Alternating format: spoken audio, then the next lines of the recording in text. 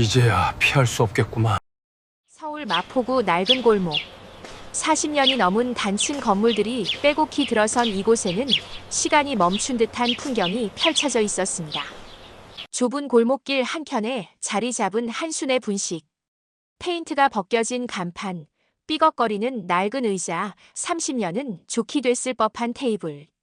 하지만 이 작은 분식집에는 언제나 따뜻한 김이 모락모락 피어올랐습니다. 할아버지 오늘도 떡볶이 2인분이랑 김밥 하나요? 단골 중학생 2명이 씩씩하게 외치며 들어왔습니다.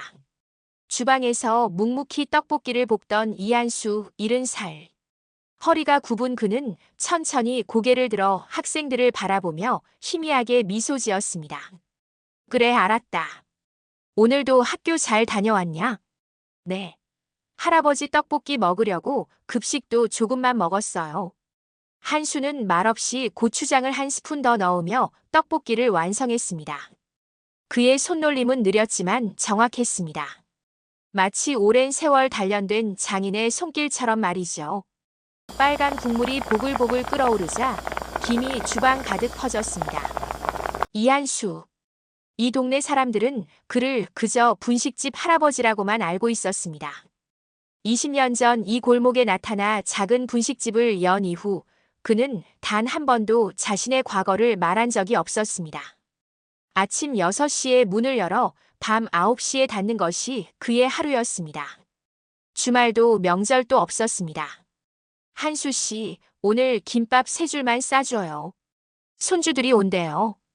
동네 할머니 박순옥이 작은 가방을 들고 들어왔습니다. 75. 남편을 10년 전에 여의고 혼자 이 동네에서 근근히 살아가는 그녀는 한수의 오랜 단골이었습니다. 순옥 할머니, 또 손주들 오나 봐요? 그럼요. 우리 막내 손주가 중학교 들어간다고 축하한다고 오는 거예요. 한수 씨 덕분에 맛있는 거 먹일 수 있어서 참 고맙죠. 한수는 묵묵히 김밥을 말았습니다. 김 위에 하얀 밥을 얇게 펴바르고 단무지, 당근, 시금치를 정성스럽게 올렸습니다. 그의 눈빛에는 묘한 그리움이 스쳤습니다. 손주라는 단어가 그의 가슴 한구석을 건드린 것일까요? 손주가 참 예쁘겠어요, 할머니. 그럼요. 우리 손주는 세상에서 제일 예뻐요. 한수 씨는 자식이 없으신가요? 순간 한수의 손이 미세하게 멈췄습니다. 김밥을 마는 손이 아주 짧은 순간 떨렸습니다. 하지만 곧 다시 움직였습니다. 있었죠. 옛날에. 아이고, 제가 괜한 말을. 미안해요, 한수 씨. 아니에요. 오래된 일이니까요. 한수는 능숙하게 김밥을 썰어 예쁘게 포장했습니다. 순옥은 미안한 마음에 얼른 돈을 내고 나갔습니다. 혼자 남은 한수는 잠시 멍하니 창밖을 바라봤습니다. 회색빛 하늘 아래 낡은 골목길. 이곳이 그의 세계였습니다. 화려했던 과거, 권력의 정점에 있던 그 시절은 이제 아득한 기억일 뿐이었습니다. 대법원 수석판사. 대한민국 사법부의 최고 자리. 한때 그는 한마디에 수십억 원의 재산이 오가고 기업의 운명이 결정되는 그 자리에 있었습니다. 하지만 그것도 과거의 일. 20해 전 그는 모든 것을 내려놓았습니다. 명예도 권력도 심지어 가족까지도. 왜냐하면 그의 판결 하나가 무고한 사람의 인생을 망쳐버렸다는 사실을 너무 늦게 알았기 때문입니다.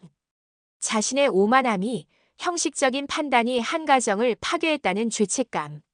그 무게를 견딜 수 없었던 한수는 모든 것을 버리고 이곳으로 왔습니다. 속죄의 시간. 그렇게 그는 20년을 살았습니다. 할아버지, 라면이랑 주먹밥 하나요? 배달 라이더가 헐레벌떡 뛰어들어왔습니다. 한수는 다시 일상으로 돌아와 라면을 끓이기 시작했습니다.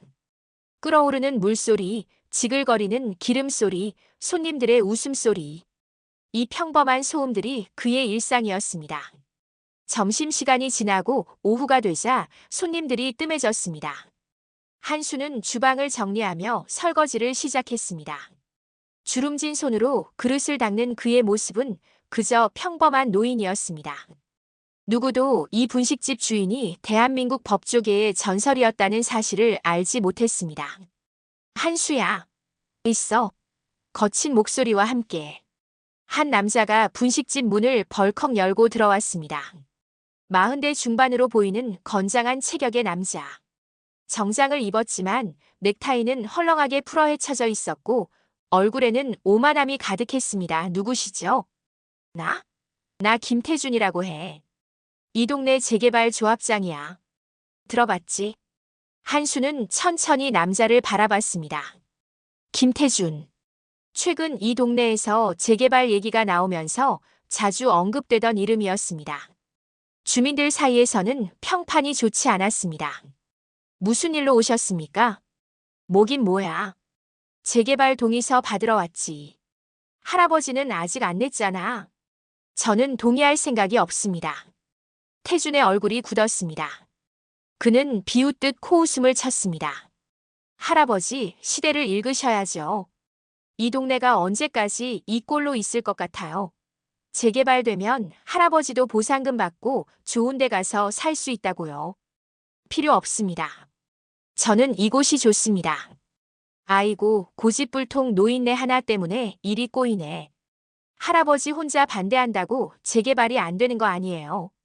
그냥 순순히 동의하시는 게 할아버지한테도 좋을 거예요. 태준의 목소리에는 위협이 섞여 있었습니다. 하지만 한수는 표정 하나 변하지 않았습니다. 70년 인생, 그중 30년을 법정에서 보낸 그였습니다. 이런 협박짐은 그에게 아무것도 아니었습니다. 나가주시겠습니까? 뭐? 여긴 제 가게입니다. 손님 아니면 나가주세요. 태준은 황당하다는 듯 한수를 쳐다봤습니다. 감히 자신에게 이렇게 나오는 노인은 처음이었습니다. 하지만 한수의 눈빛에는 흔들림이 없었습니다. 깊고 차분하며 단호한 눈빛. 마치 수천 번의 법정을 경험한 사람만이 가질 수 있는 그런 눈빛이었습니다. 좋아요. 할아버지가 그렇게 나오시면 어쩔 수 없죠. 하지만 후회하실 겁니다. 태준은 씩씩거리며 분식집을 나갔습니다. 문이 쾅 닫히는 소리가 요란했습니다.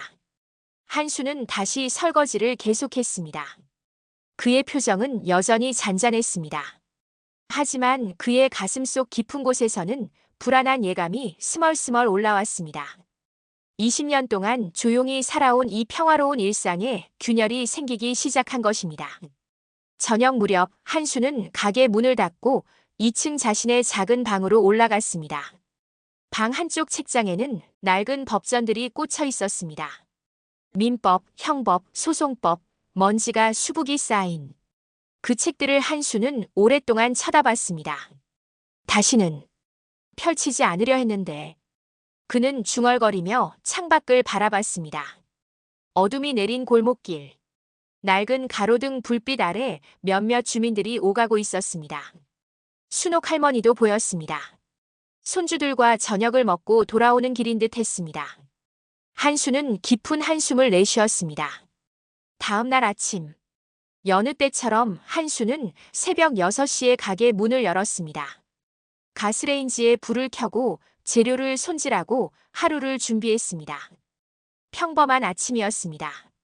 아니, 그렇게 보였습니다. 한수 씨, 한수 씨. 순옥 할머니가 다급하게 달려왔습니다. 얼굴이 새하얗게 질려 있었습니다. 손에는 한 장의 서류를 쥐고 있었습니다. 할머니, 무슨 일이세요? 이게 무슨 소리예요?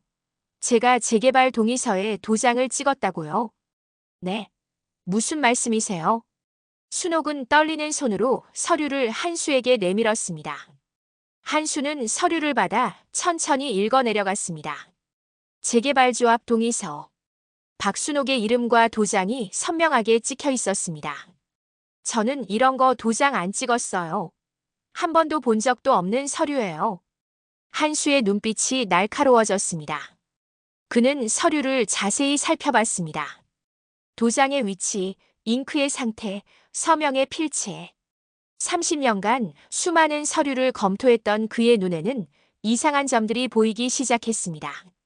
할머니, 이 도장은 할머니 것이 맞나요? 모양은 비슷한데.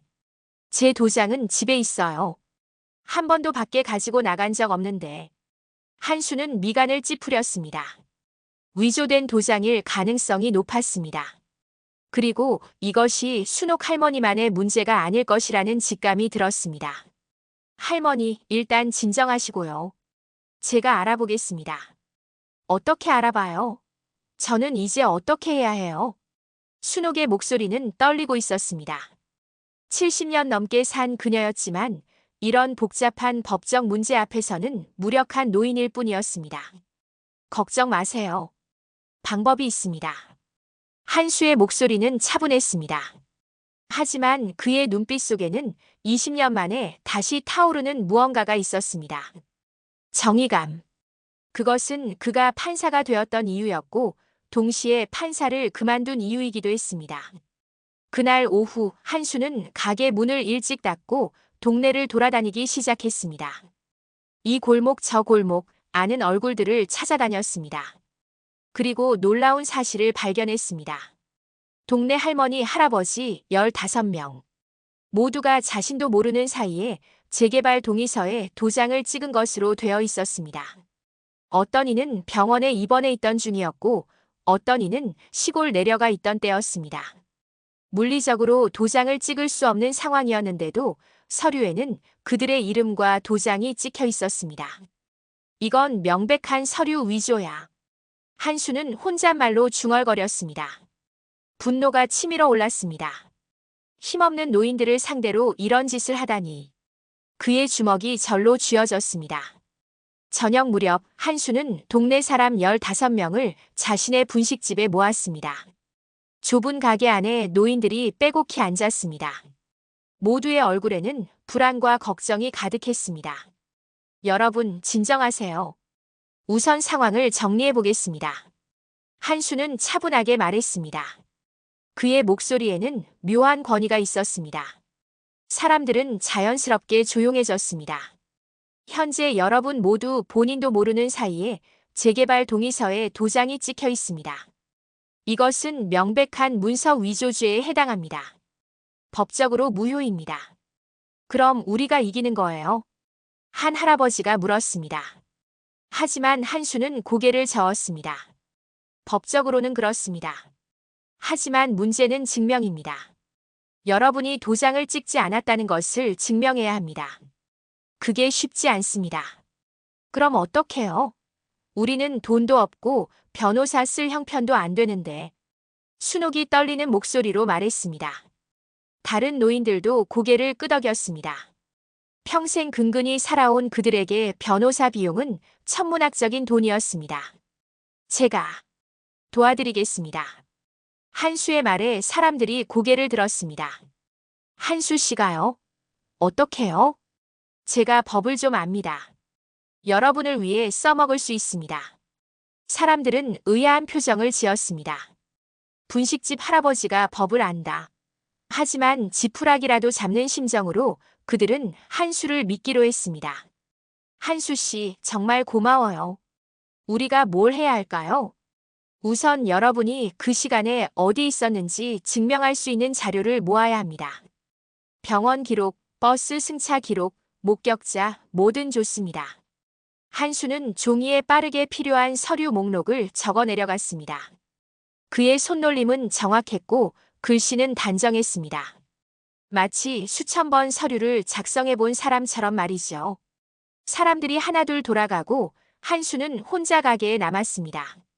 그는 천천히 2층으로 올라가 먼지 쌓인 법전을 꺼냈습니다. 20년 만이군. 책장을 넘기는 한수의 손끝이 떨렸습니다. 형법 강론, 문서 위조죄. 밑줄이 그어진 조문들, 메모가 빼곡한 여백들. 이것은 젊은 날 그가 밤새워 공부하던 흔적이었습니다. 그날 밤 한수는 잠을 이루지 못했습니다. 창밖으로 보이는 어두운 골목길을 바라보며 그는 생각했습니다. 내가 정말 이 일에 뛰어들어야 하는가? 20년 전 그는 맹세했습니다. 다시는 법정에 서지 않겠다고. 다시는 누군가를 판단하지 않겠다고. 하지만 지금 눈앞에서 벌어지는 이 부조리를 그냥 넘길 수 있을까? 한수는 창가에 걸린 낡은 액자를 바라봤습니다. 그 속에는 젊은 시절 판사복을 입은 자신의 사진이 있었습니다. 30살. 야심찬 눈빛으로 정의를 외치던 그 청년. 하지만 그 청년은 결국 권력에 취하고 오만해졌고 한 사람의 인생을 망쳤습니다. 이번에는 달라야 해. 한수는 작게 중얼거렸습니다. 이번에는 권력이 아닌 진심으로, 오만이 아닌 겸손으로, 정의가 아닌 사랑으로. 다음 날 새벽 한수는 평소보다 일찍 일어났습니다. 그리고 오랜만에 정장을 꺼냈습니다. 20년 동안 옷장 깊숙이 넣어두었던 검은 정장. 조금 헐렁해졌지만 여전히 품위가 있었습니다. 거울 앞에 선 한수. 정장을 입은 그는 더 이상 분식집 할아버지가 아니었습니다. 70년 인생의 무게, 30년 법조인의 경륜이 그의 어깨에 실렸습니다. 시작하자. 오전 10시.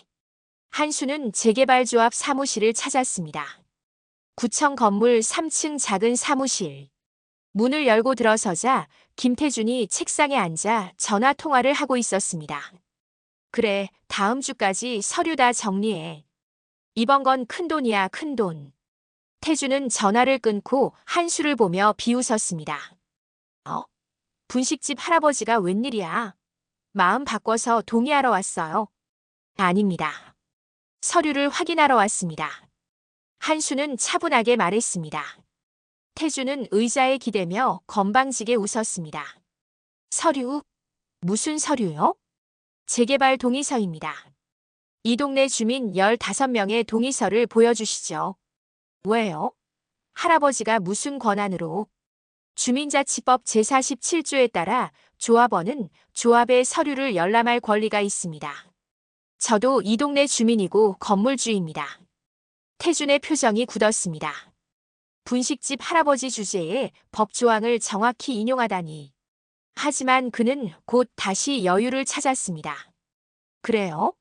법을 좀 아시나 봐요. 하지만 서류는 못 보여드려요. 개인정보 보호 때문에. 개인정보보호법 제18조 3항. 본인의 정보가 포함된 서류에 대해서는 열람 권한이 있습니다. 그리고 저는 해당 주민들의 위임을 받았습니다. 한수는 가방에서 서류를 꺼냈습니다. 15명의 주민이 서명한 위임장이었습니다. 전날 밤 한수가 직접 작성하고 서명을 받은 것입니다. 태준의 얼굴이 붉어졌습니다. 당신, 대체 누구야? 그냥 분식집 주인입니다.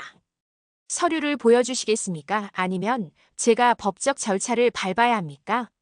한수의 목소리는 낮았지만 강했습니다. 마치 법정에서 증인을 신문하는 판사처럼 말이죠. 태준은 이를 갈았습니다.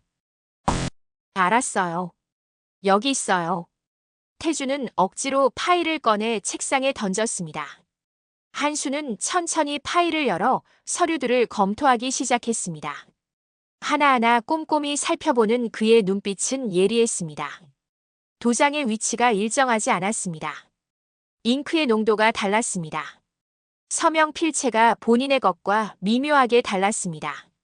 결정적으로 동의 날짜가 주민들이 물리적으로 불가능한 시점이었습니다. 이 서류들은 모두 위조되었습니다. 한수의 단호한 목소리에 태준이 벌떡 일어났습니다. 뭐? 위조? 증거 있어요? 증거는 서류 자체입니다. 박순옥 씨는 이 날짜에 병원에 입원해 있었습니다. 진단서가 있습니다. 최영수 씨는 이 시간에 시외버스를 타고 있었습니다. 승차 기록이 있습니다. 나머지 분들도 마찬가지입니다. 한수는 준비해온 서류들을 하나씩 꺼냈습니다. 병원 진단서, 버스 승차 기록, CCTV 영상 캡처본, 목격자 진술서. 하룻밤 사이에 그는 모든 증거를 수집했습니다. 태준의 얼굴이 창백해졌습니다. 이건 실수였을 거예요. 착오가 있었나 봐요. 착오가 15건이나 동시에 일어났습니까? 이것은 조직적인 범죄입니다. 문서 위조죄, 사기죄에 해당합니다. 한수는 차갑게 말했습니다.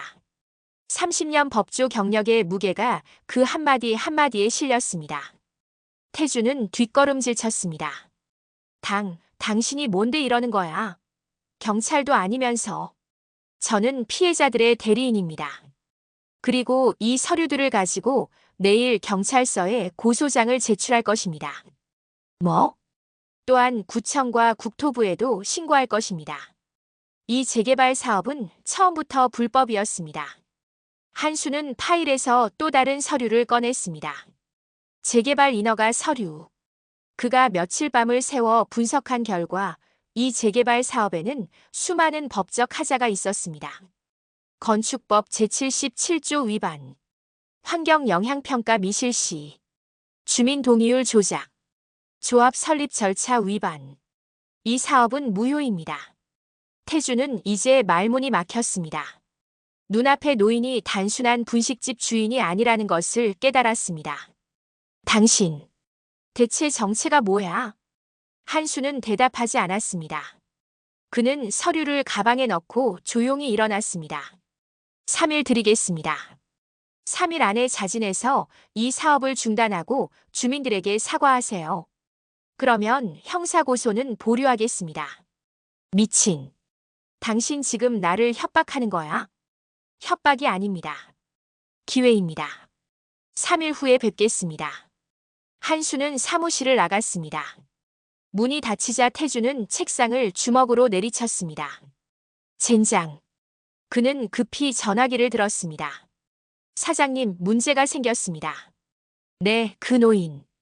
보통이 아닙니다. 전화 너머로 굵은 목소리가 들렸습니다. 처리해. 네. 깨끗하게 처리하라고. 노인네 하나 때문에 수백억 사업이 망할 순 없어.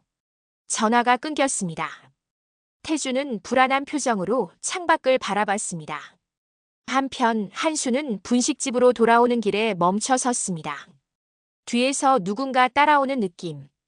그는 천천히 뒤돌아봤지만 아무도 없었습니다. 하지만 그의 직감은 틀린 적이 없었습니다. 시작됐군. 위험이 다가오고 있었습니다. 하지만 한수는 물러서지 않을 것입니다. 20년 전 그가 외면했던 정의를 이번에는 지켜낼 것입니다. 그날 저녁 분식집에 순옥 할머니를 비롯한 주민들이 모였습니다. 한수 씨, 어떻게 됐어요? 증거를 확보했습니다. 이제 법적 절차를 밟으면 됩니다. 정말요? 우리가 이길 수 있어요? 한수는 잠시 망설였습니다. 법적으로는 이길 수 있습니다. 하지만 상대는 막강한 자본과 권력을 가진 건설사였습니다. 그들이 순순히 물러설 리 없었습니다. 최선을 다하겠습니다. 그것이 한수가 할 수 있는 유일한 대답이었습니다. 밤이 깊어갔습니다. 한수는 2층 방에서 혼자 서류를 정리하고 있었습니다. 그때 아래층에서 이상한 소리가 들렸습니다. 쾅! 유리 깨지는 소리. 한수는 급히 아래층으로 내려갔습니다. 분식집 유리창이 깨져 있었고 바닥에는 벽돌 하나가 떨어져 있었습니다. 경고였습니다. 한수는 벽돌을 집어들었습니다. 그의 손이 미세하게 떨렸습니다. 두려움 때문이 아니었습니다. 분노 때문이었습니다. 비겁한 놈들. 그는 창밖을 바라봤습니다. 어두운 골목 저편에서 검은 차 한 대가 천천히 사라지고 있었습니다. 전쟁이 시작된 것입니다. 다음 날 아침 한수는 여느 때처럼 가게 문을 열었습니다. 깨진 유리창은 임시로 판자로 막아두었습니다. 하지만 그의 표정은 전혀 흔들림이 없었습니다. 한수 씨, 유리창이 왜 이래요? 순옥 할머니가 놀라서 물었습니다. 바람에 뭐가 날아왔나 봐요. 괜찮습니다. 한수는 태연하게 대답했습니다. 할머니를 걱정시키고 싶지 않았습니다. 하지만 순옥은 눈치 빠른 사람이었습니다. 한수 씨, 우리 때문에 피해보는 거 아니에요. 그냥 우리가 포기할까요? 안 됩니다. 한수의 목소리는 단호했습니다. 포기하면 그들이 이기는 겁니다. 잘못된 것은 바로 잡아야 합니다. 하지만 할머니 걱정 마세요. 저는 괜찮습니다. 한수는 따뜻하게 미소 지었습니다. 그 미소에 순옥은 더 이상 말을 잇지 못했습니다. 그날 오후 한수는 지역 경찰서를 찾아갔습니다. 고소장과 함께 수집한 모든 증거를 제출했습니다. 담당 형사는 서류를 보며 눈을 크게 떴습니다. 이게 진짜예요? 네. 모두 사실입니다. 이 정도면 문서 위조죄로 충분히 입건할 수 있겠는데요. 할아버지, 혹시 법조 일하셨어요? 이렇게 완벽하게 정리된 고소장은 처음 봅니다. 한수는 애매하게 웃었습니다. 옛날에 조금 공부했습니다. 조금이 아닌데요. 변호사셔도 이 정도는 어렵습니다. 형사는 감탄하며 서류를 정리했습니다. 알겠습니다. 바로 수사에 착수하겠습니다. 김태준을 소환 조사하겠습니다. 감사합니다. 한수는 경찰서를 나왔습니다. 첫 번째 단추를 꿰은 것입니다. 하지만 이것은 시작에 불과했습니다. 며칠 후 예상대로 김태준이 경찰에 소환되었습니다. 그는 변호사를 대동하고 나타났습니다. 하지만 한수가 준비한 증거 앞에서 그는 할 말을 잃었습니다. 김태준 씨, 이 날짜에 박순옥 씨의 도장을 받았다고 했는데 박순옥 씨는 그 시간에 병원에 입원해 있었습니다. 어떻게 된 겁니까? 그건 최영수 씨는 시외버스를 타고 있었고 김철호 씨는 경로당에서 다른 분들과 화투를 치고 있었습니다. 모두 목격자가 있습니다. 형사의 추궁에 태준은 입을 다물었습니다. 옆에 있던 변호사가 끼어들었습니다. 우리 측은 이것이 단순한 행정착오였다고 주장합니다. 악의가 없었습니다. 행정착오가 15건이나 동시에 일어났다는 건가요? 형사는 믿을 수 없다는 표정을 지었습니다. 하지만 변호사는 끈질기게 주장했습니다. 증명할 수 있나요? 우리 의뢰인이 직접 위조했다는 증거가 있나요? 그 순간이었습니다. 경찰서 문이 열리며 한 사람이 들어왔습니다. 한수였습니다. 제가 증인을 데려왔습니다. 한수의 뒤로 젊은 남자 한 명이 들어왔습니다. 20대 후반으로 보이는 그는 긴장한 표정이었습니다. 이 사람은 누구죠? 김태준 씨가 고용한 도장 위조범입니다. 태준의 얼굴이 하얗게 질렸습니다. 젊은 남자는 고개를 숙이며 말했습니다. 죄송합니다. 제가 도장을 위조했습니다. 김태준 씨가 시켰습니다. 뭐라고? 태준이 소리쳤지만 이미 늦었습니다. 젊은 남자는 계속 말했습니다. 저는 인쇄소에서 일합니다. 김태준 씨가 저한테 주민들 도장을 복사해서 만들어 달라고 했습니다. 돈을 많이 준다고 했습니다. 저는 돈이 급해서. 남자의 목소리는 떨렸습니다. 한수가 그를 찾아낸 것은 우연이 아니었습니다. 며칠 밤을 새워 동네 인쇄소들을 일일이 방문하고 직원들과 이야기하며 단서를 찾아낸 것입니다. 이 할아버지가 저를 찾아왔습니다. 그리고 말씀하셨죠. 지금 자수하면 선처받을 수 있다고. 죄책감 때문에 밤마다 잠을 못 잤는데. 할아버지 말씀 듣고 용기를 냈습니다. 형사는 놀란 표정으로 한수를 바라봤습니다. 할아버지, 대체 어떻게? 저도 한때는 이런 일을 했습니다. 진실을 찾는 일. 한수는 조용히 대답했습니다. 그의 눈빛에는 깊은 슬픔과 동시에 확고한 의지가 있었습니다. 결국 김태준은 그 자리에서 체포되었습니다. 증거가 명백했습니다. 문서 위조죄, 사기죄, 업무방해죄. 여러 혐의가 그에게 적용되었습니다. 이노인 새끼. 당신이 누군지 알아낼 거야. 두고 봐. 태준은 수갑이 채워지면서도 한수에게 소리쳤습니다. 하지만 한수는 무표정하게 그를 바라볼 뿐이었습니다. 그날 저녁 동네는 축제 분위기였습니다. 한수의 분식집에 주민들이 모두 모였습니다. 한수 씨, 정말 고마워요. 우리 이겼어요. 이겼어. 노인들은 눈물을 흘리며 기뻐했습니다. 평생 한 번도 이렇게 큰일에 이긴 적이 없었습니다. 언제나 약자였고 언제나 당하는 입장이었던 그들이 처음으로 승리를 맛본 것입니다. 한수 씨는 진짜 천사예요. 우리 같은 늙은이들을 이렇게 도와주시다니. 순옥 할머니가 한수의 손을 꼭 잡았습니다. 한수는 부끄러운 듯 고개를 숙였습니다. 천사는 무슨? 저는 그저 당연한 일을 했을 뿐입니다. 아니에요. 세상에 당연한 일을 하는 사람이 얼마나 있어요? 한수 씨는 정말 대단한 분이에요. 사람들의 칭찬에 한수는 오히려 마음이 무거워졌습니다. 그들은 모릅니다. 자신이 과거에 얼마나 많은 사람을 외면했는지, 얼마나 오만했는지. 이것은 속죄일 뿐입니다. 밤이 깊어지고 사람들이 하나둘 돌아갔습니다. 한수는 혼자 가게를 정리하며 창밖을 바라봤습니다. 승리했습니다. 하지만 그는 알고 있었습니다. 이것은 작은 전투일 뿐이라는 것을. 진짜 전쟁은 이제부터 시작이라는 것을. 과연 그 예감은 틀리지 않았습니다.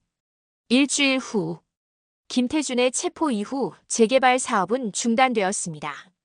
구청에서 전면 재조사에 들어갔고 조합은 해체 위기에 놓였습니다. 동네는 다시 평화를 되찾은 것처럼 보였습니다. 하지만 한수는 불안했습니다. 너무 조용했습니다. 수백억 원 규모의 사업이 이렇게 쉽게 끝날 리 없었습니다. 배후에 더 큰 세력이 있을 것이라는 직감이 들었습니다. 그날 오후 한수의 분식집에 한 남자가 찾아왔습니다. 고급 양복을 입은 50대 중반의 남자.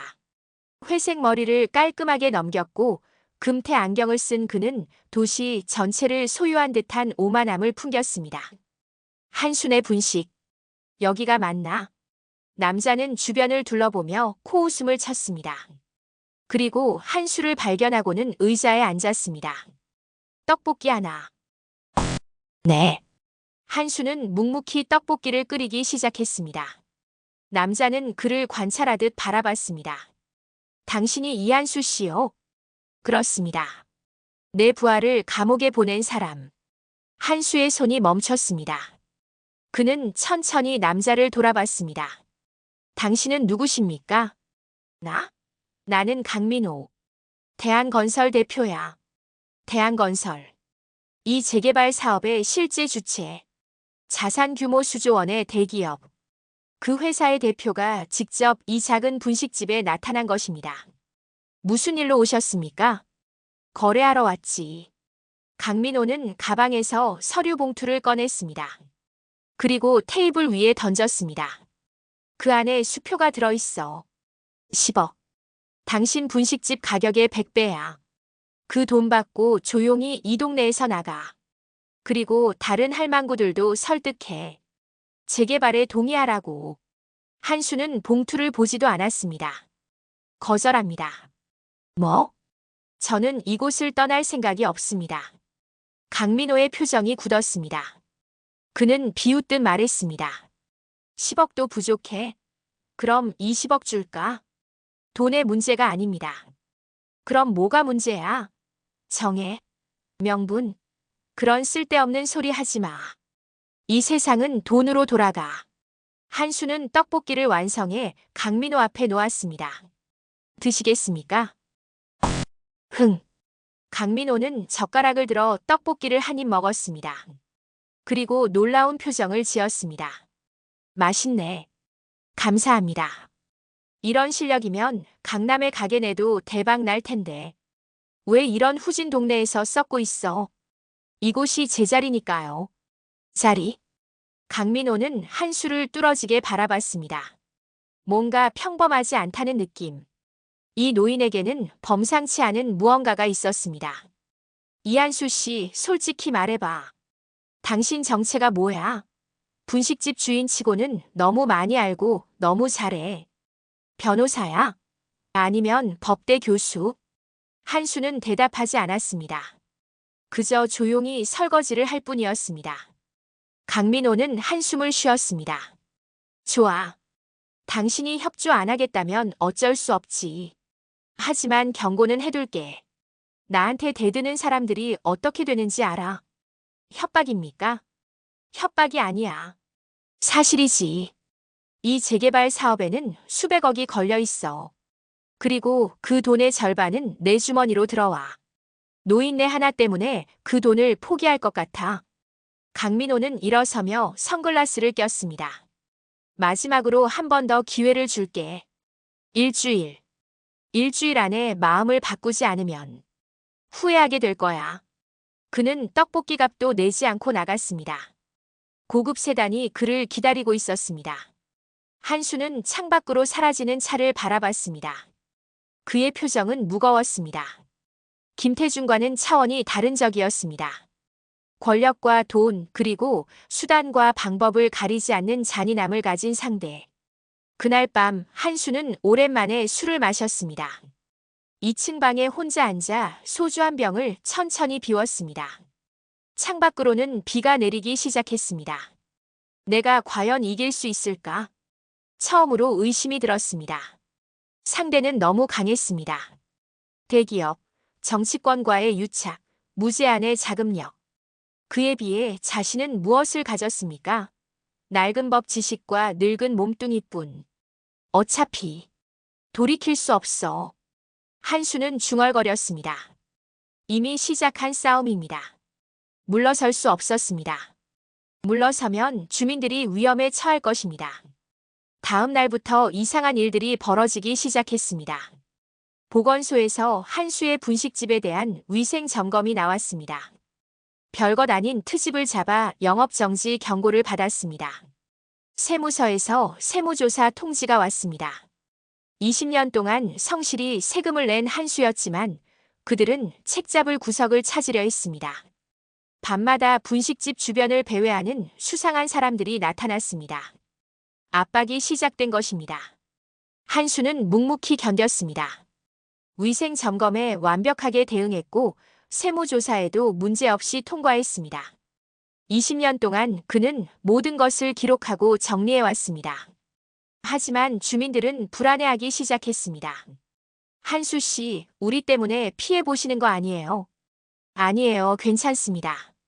하지만 요즘 이상한 사람들이 돌아다녀요. 무서워요. 조금만 더 견디세요. 곧 끝날 겁니다. 하지만 한수 자신도 확신이 없었습니다. 이 싸움이 어떻게 끝날지. 그러던 어느 날 밤, 한수는 분식집 문을 닫고 2층으로 올라가려는데 누군가 문을 두드렸습니다. 누구세요? 대답 없이 문이 벌컥 열렸습니다. 건장한 남자 3명이 들어왔습니다. 조직폭력배처럼 보이는 그들은 한수를 에워쌌습니다. 할아버지, 우리 사장님이 할아버지더러 사람 좀 만나자는데요. 누가 보냈습니까? 물어볼 것 없어요. 그냥 따라오세요. 남자들이 한수의 팔을 잡으려 했습니다. 그 순간, 손대지 마세요. 한수의 목소리는 낮고 강했습니다. 70세 노인의 목소리가 아니었습니다. 30년 법정을 지배했던 대법원 수석 판사의 목소리였습니다. 남자들이 잠시 주춤했습니다. 한수의 눈빛에서 범상치 않은 무언가를 느낀 것입니다. 할아버지, 순순히 따라오는 게 좋을 거예요. 여기서 나가세요. 아니면 경찰을 부르겠습니다. 경찰? 하하, 경찰 부른다고요? 남자들이 웃었습니다.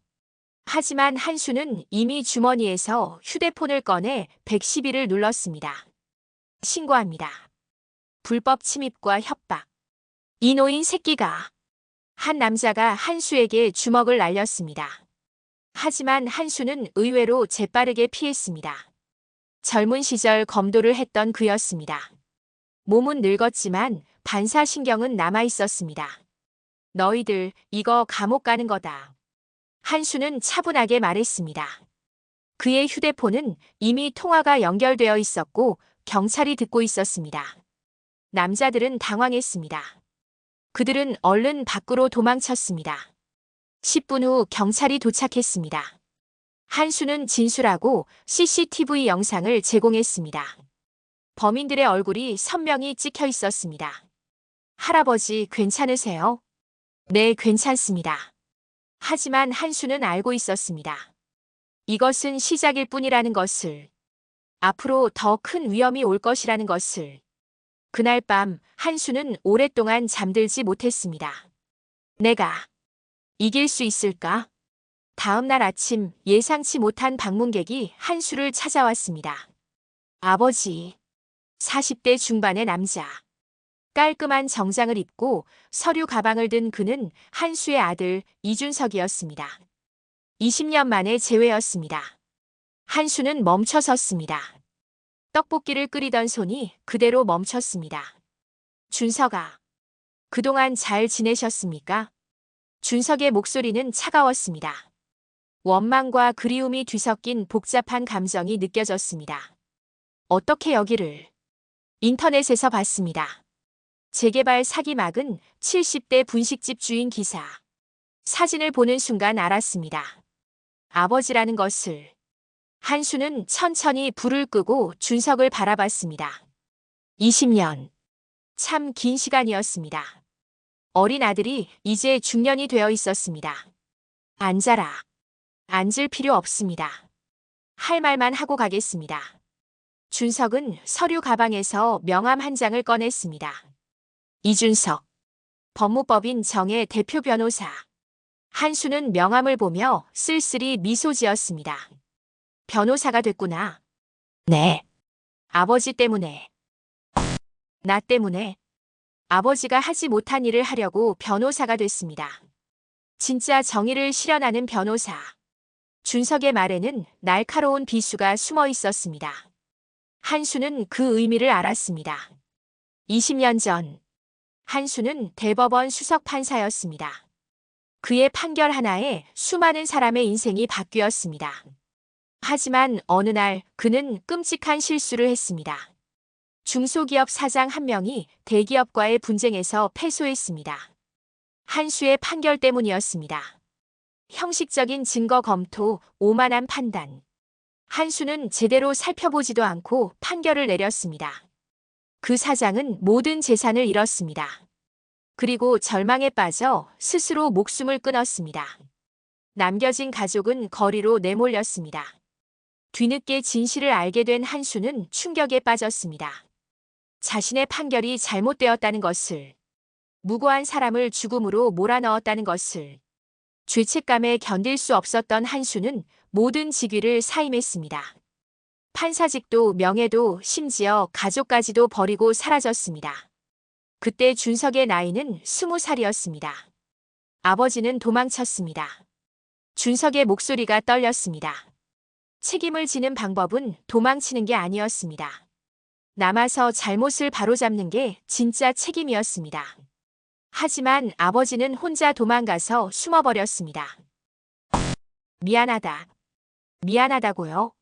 20년 만에 처음 듣는 말이 미안하다고요? 준석의 눈가가 붉어졌습니다. 20년 동안 꾹 참아왔던 감정이 터져나오기 시작했습니다. 어머니가 얼마나 울었는지 아십니까? 어머니는 3년 만에 돌아가셨습니다. 아버지를 기다리다가 나는 혼자 남았습니다. 한수는 아무 말도 할 수 없었습니다. 그저 고개를 숙일 뿐이었습니다. 그래서 변호사가 됐습니다. 아버지 같은 오만한 판사들을 이기려고, 약자들을 지키려고 내가 하겠습니다. 아버지가 하지 못한 일을. 준석은 숨을 크게 들이쉬었습니다. 그런데 인터넷 기사를 보고 왔습니다. 아버지가 여기서 동네 할머니, 할아버지들을 돕고 있다는 기사. 처음에는 믿을 수 없었습니다. 그 오만하고 비겁했던 아버지가. 그래서 왔습니다. 확인하려고. 아버지가 정말 변했는지. 한수는 천천히 고개를 들었습니다. 그의 눈에는 눈물이 고여 있었습니다. 나는 변하지 못했다. 20년 동안 여기 숨어서 살았지만 진짜 변한 건 아니다. 그냥 도망친 거다. 내 말이 맞다. 그럼 지금은요? 지금 하시는 일은 뭡니까? 이것도 속죄당. 내가 할 수 있는 유일한 방법이다. 준석은 한참을 아버지를 바라봤습니다. 그 시선 속에는 원망과 연민이 뒤섞여 있었습니다. 아버지, 응, 도와드리겠습니다. 뭐? 이 재개발 사건. 제가 법적으로 도와드리겠습니다. 한수는 놀라서 아들을 바라봤습니다. 왜 그러느냐? 아버지를 용서해서가 아닙니다. 그냥 이 할머니 할아버지들이 안타까워서입니다. 그리고 준석은 잠시 말을 멈췄다가 계속했습니다. 아버지가 20년 만에 처음으로 옳은 일을 하는 것 같아서입니다. 그게 마지막이 되기 전에 도와드리고 싶습니다. 한수의 눈에서 눈물이 흘러내렸습니다. 70년 인생에서 몇 번 울지 않았던 그였지만 지금은 참을 수 없었습니다. 고맙다. 준석아. 울지 마세요. 아직 용서한 건 아닙니다. 준석은 고개를 돌렸습니다. 하지만 그의 목소리도 떨리고 있었습니다. 그날부터 한수와 준석은 함께 일하기 시작했습니다. 아버지는 증거를 수집하고 주민들을 만났습니다. 아들은 법적 대응을 준비했습니다. 20년 만에 부자 공조. 하지만 두 사람 사이에는 여전히 보이지 않는 벽이 있었습니다. 쉽게 허물어지지 않는 20년의 상처. 며칠 후 준석은 대한건설을 상대로 사업 중지 가처분 신청을 냈습니다. 불법적인 절차로 진행된 재개발 사업을 법적으로 막는 것입니다. 법원이 가처분을 받아들였습니다. 대한건설의 재개발 사업이 전면 중단되었습니다. 강민호는 분노했습니다. 감히 내 사업을. 그는 비상대책회의를 열었습니다. 그리고 결정했습니다. 이한수와 그 아들을 완전히 제거해. 진짜 전쟁이 시작되는 순간이었습니다.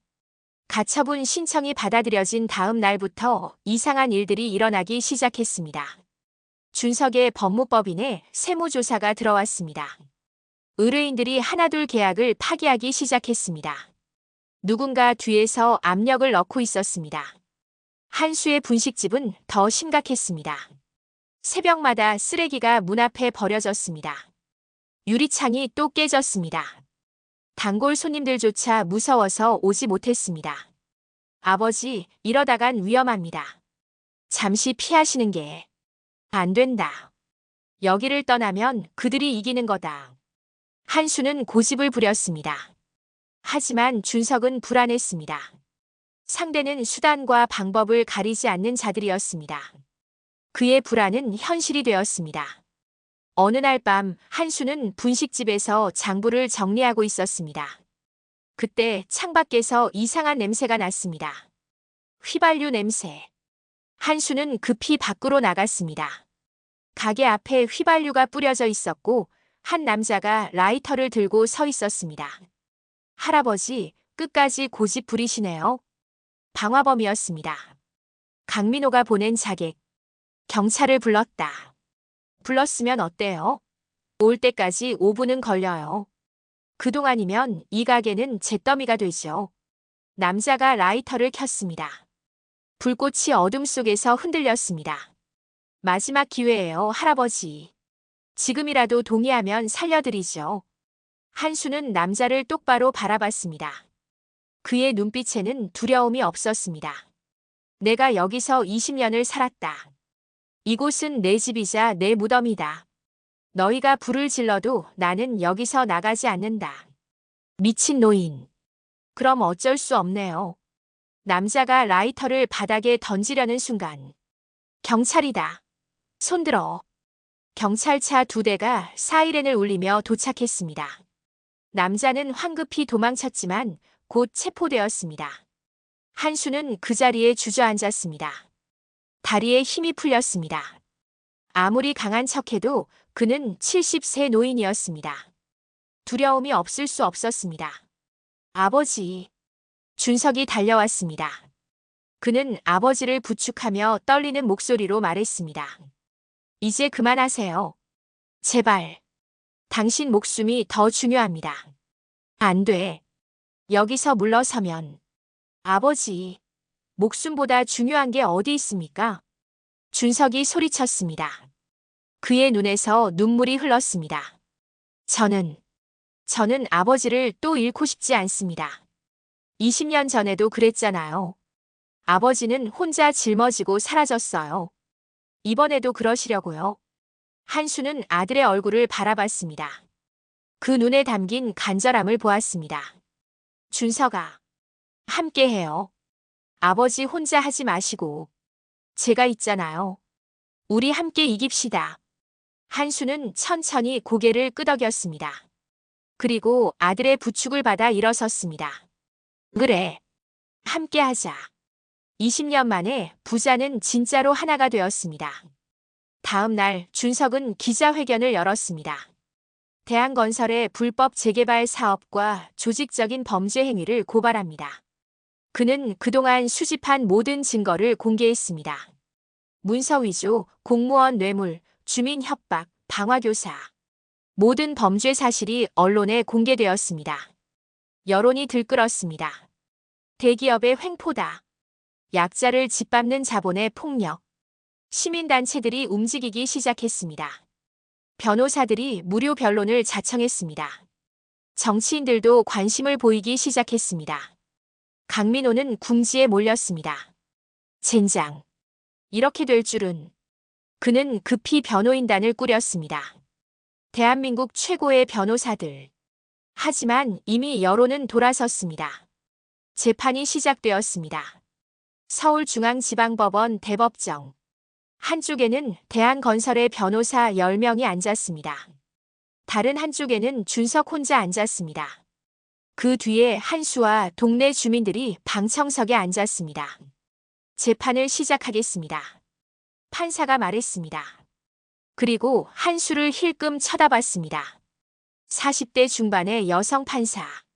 그녀는 한수를 아는 듯 했습니다. 재판이 진행되었습니다.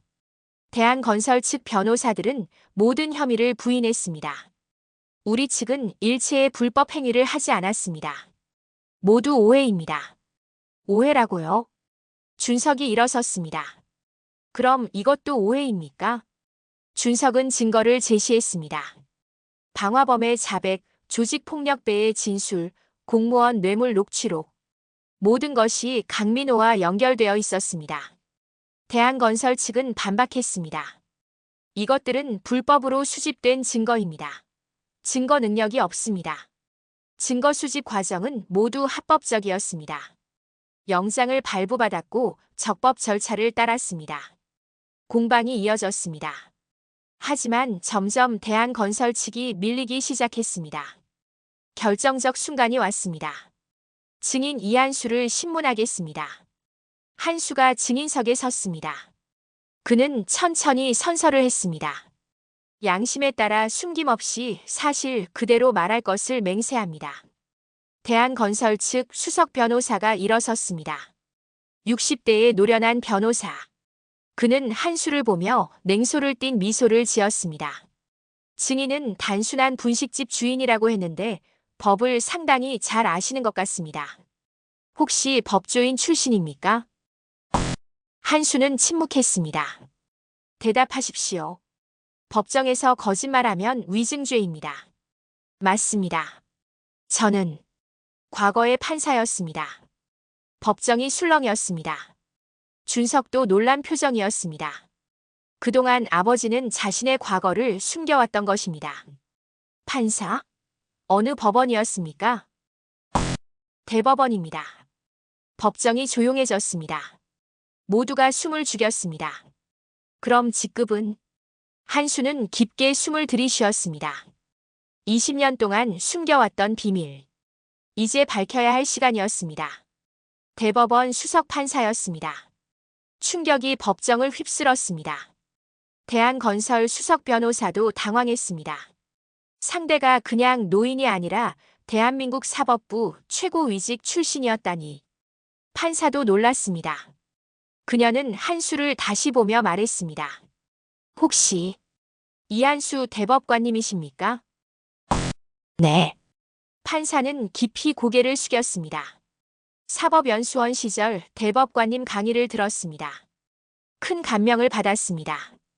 법정의 분위기가 완전히 바뀌었습니다. 이제 이것은 단순한 재개발 분쟁이 아니었습니다. 대한민국 사법부의 전설이 부패한 기업과 맞서는 싸움이 된 것입니다. 대한건설 측은 전략을 바꿨습니다.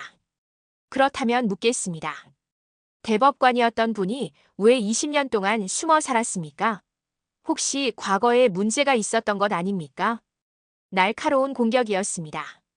한수의 과거 실수를 들추려는 것입니다. 한수는 고개를 숙였습니다. 맞습니다. 저는 실수를 했습니다. 그는 20년 전 그날의 이야기를 털어놓았습니다. 잘못된 판결, 억울하게 죽은 사업가, 남겨진 가족, 모든 것을 저는 오만했습니다. 형식적으로 판단했고 진실을 보지 못했습니다. 그래서 무고한 사람이 죽었습니다. 저는 그 죄책감을 평생 안고 살아왔습니다. 법정이 숙연해졌습니다. 그래서 도망쳤습니다. 비겁하게. 가족도 버리고 명예도 버리고. 하지만 그것은 진짜 책임을 지는 것이 아니었습니다. 그저 도망친 것뿐이었습니다. 한수의 목소리가 떨렸습니다. 이번에는 도망치지 않으려 합니다. 제가 할 수 있는 일을 하려 합니다. 힘없는 사람들이 부당한 대우를 받을 때 제대로 된 판단을 할 수 없었던 제가 이번에는 제대로 싸우려 합니다. 그는 강민호를 똑바로 바라봤습니다. 법은 강자의 도구가 아닙니다. 약자를 지키는 방패입니다. 제가 그것을 깨닫는데 20년이 걸렸습니다. 너무 늦었지만 이번만은 제대로 하고 싶습니다. 법정에 침묵이 흘렀습니다. 판사가 입을 열었습니다. 증인의 진술을 충분히 들었습니다. 재판부는 이 사건을 신중히 판단하겠습니다. 3주 후 판결이 내려졌습니다. 재판부는 피고 대한건설 강민호에게 징역 5년을 선고합니다. 또한 피해자들에게 총 30억 원의 배상을 명합니다.